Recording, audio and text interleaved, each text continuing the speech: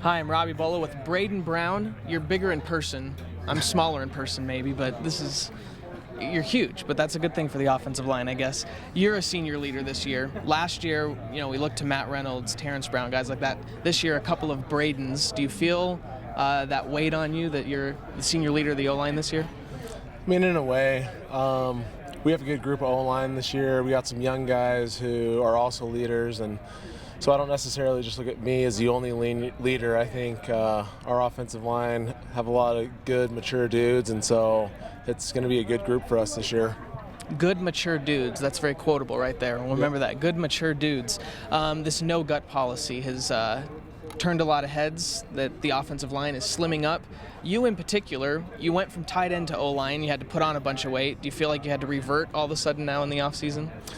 Actually, when I put on all my weight, I tried doing it the best way possible. I remember. So this was no big deal to you? Yeah, this was pretty easy actually. When I put on 50 pounds, there were days where I was literally so sick of eating that I wanted to cry sometimes, sitting at the table eating so much food. So, but we did a great job in the off season. We're doing a great job in fall camp. Guys look good, and it's helping us play better and play faster.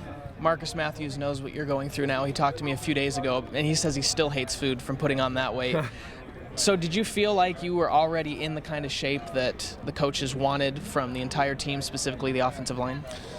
Actually, I had a couple surgeries this offseason in January and February, and so coming back after a surgery, I was a little more out of shape than I would have liked to have been, but that's expected out of surgery. But it was a long road, and I was nervous for a little bit, but I was able to recover fairly quickly, and I got in pretty good shape, I feel like. You certainly weren't alone in the offseason on the offensive line as far as injuries and operations go. Do you feel healthy enough now going into the season? Yeah, I do. I feel pretty good right now. There was a time, maybe 2-3 weeks before fall camp, I was a little nervous because I was still feeling a few things that I was dealing with in the off season. But once fall camp came around, I felt pretty good, and I felt really good up to this point in camp.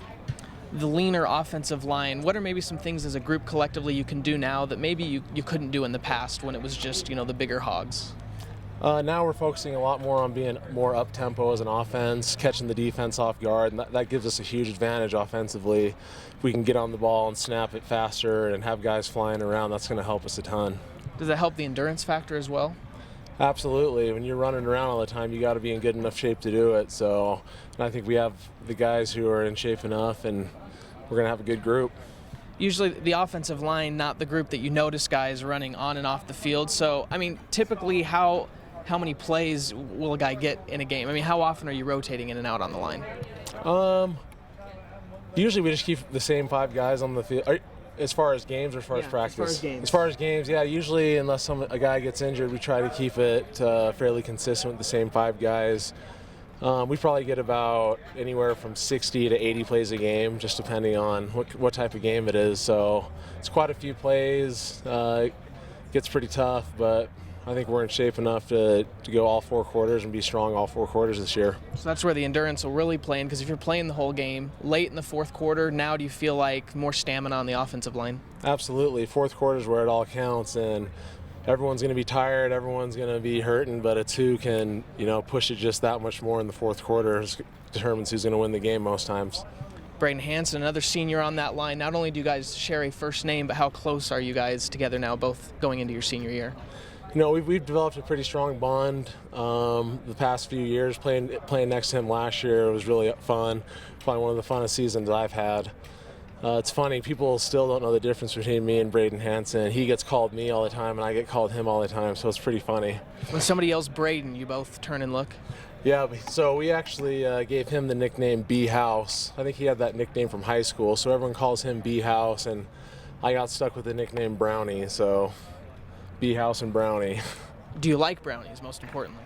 Not necessarily, but I think it's stuck, and it's pretty much what everyone calls me now, so I just got to live with it. How excited are you now that it's 2.5 weeks before the season opener?